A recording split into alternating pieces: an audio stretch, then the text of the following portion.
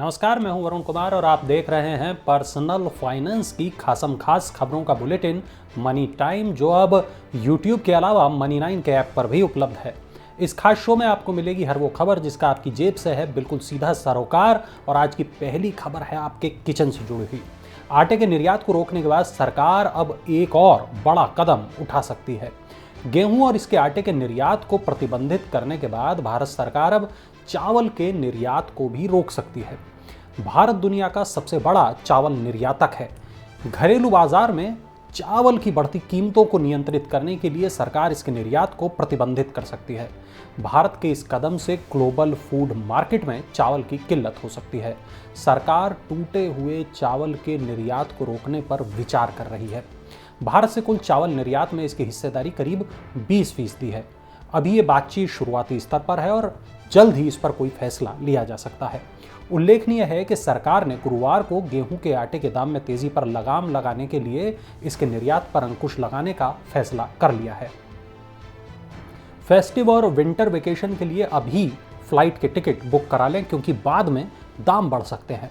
अगर आप दिवाली या फिर क्रिसमस की छुट्टियों में हवाई यात्रा करने वाले हैं तो फ्लाइट के टिकट अभी बुक करा लें, क्योंकि एक्सपर्ट्स ने हवाई यात्रा की टिकटों की कीमतों में बढ़ोतरी की पूरी संभावना जताई है। 1 अक्टूबर से एयर फेयर लिमिट खत्म हो रही है। दूसरी ओर एयरलाइंस कंपनियां आगामी फेस्टिव सीजन को देखते हुए अपने बेड़े में विमानों की संख्या बढ़ाने की तैयारी में हैं, लेकिन ग्लोबल लेवल पर एयरक्राफ्ट के इंजन और स्पेयर पार्ट्स की भारी किल्लत के चलते एयरलाइंस का ये प्लान संकट में पड़ता दिख रहा है, जिससे फेस्टिव सीजन में उनके अधिक फेरे लगाकर कमाई का विकल्प सफल नहीं हो सकेगा। इंडस्ट्री एक्सपर्ट्स का यह मानना है कि आगामी फेस्टिव सीजन के तहत सितंबर में ओणम, अक्टूबर में दशहरा और दिवाली, छठ पूजा और इसके बाद क्रिसमस और फिर न्यू ईयर, ये सब होगा और इन दिनों लोग एक शहर से दूसरे शहर ट्रैवल करेंगे। इस दौरान ज्यादातर एयरलाइंस टिकट के दाम बढ़ाने पर भी विचार कर सकती हैं, क्योंकि बेड़े में ज्यादा विमानों को शामिल करने में किए गए अपने निवेश और खर्च को मैनेज करने का तरीका एयरलाइंस तलाश रही हैं। अगली खबर की तरफ बढ़ते हैं।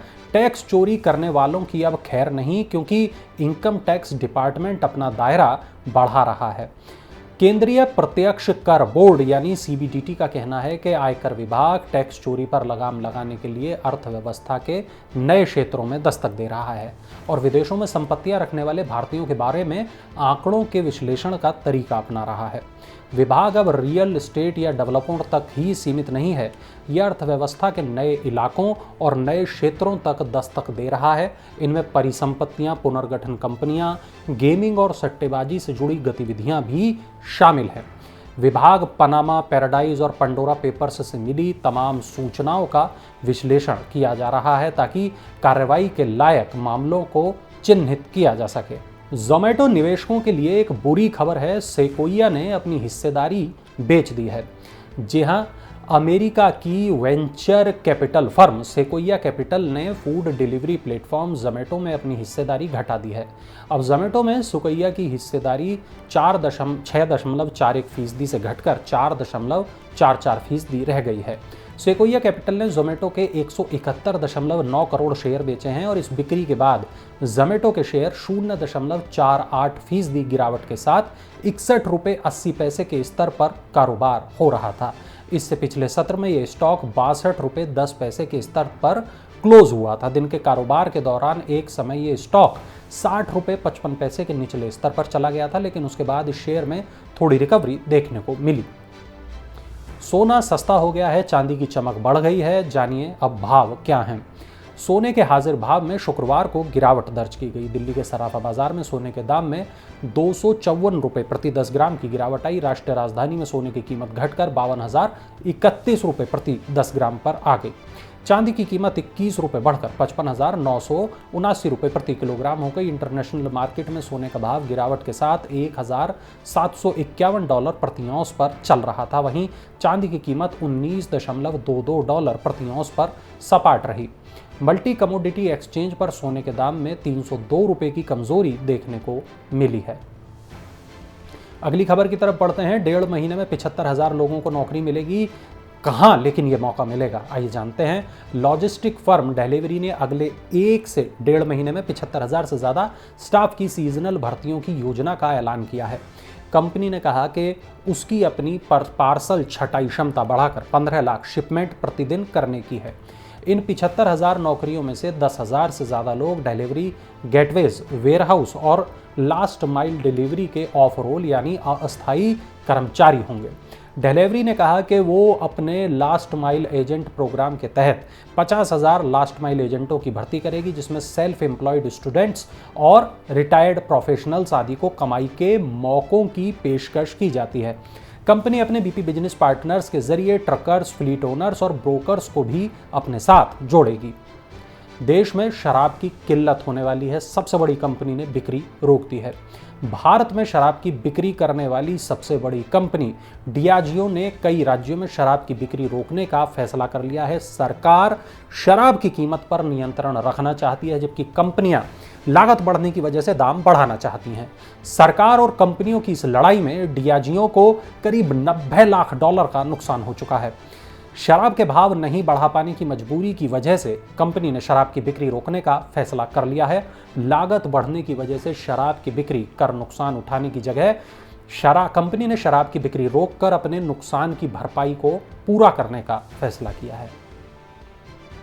भारत में रेडमी ने लॉन्च किया है नया सस्ता फोन, और इसकी कीमत क्या है और फीचर्स क्या हैं, चलिए नजर डालते हैं। चीन की स्मार्टफोन कंपनी रेडमी ने शुक्रवार को भारत में अपना नया स्मार्टफोन रेडमी नोट 11 SE को लॉन्च कर दिया है, और इस फोन की बिक्री 31 अगस्त से शुरू होगी।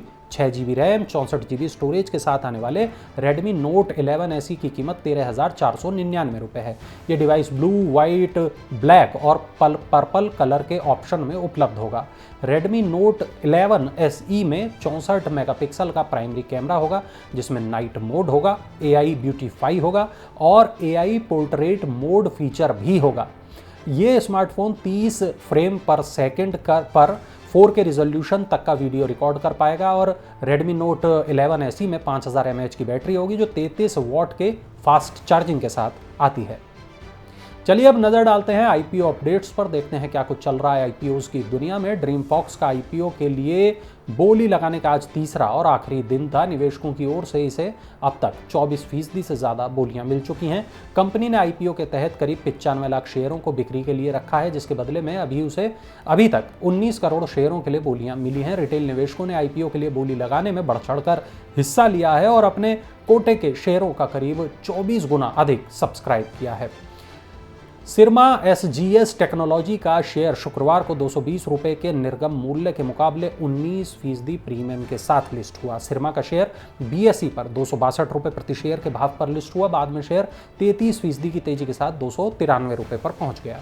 NSE में शेयर 18% प्रीमियम के साथ 260 रुपये पर लिस्ट हुआ। सिरमा SGS टेक्नोलॉजीज के IPO को 32 गुना अभिदान मिला था।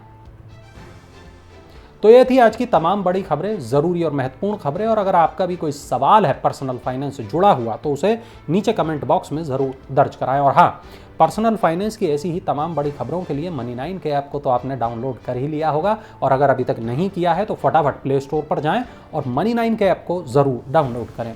और चलते चलते हमारा ये इन्फोग्राफिक ज़रूर देखें।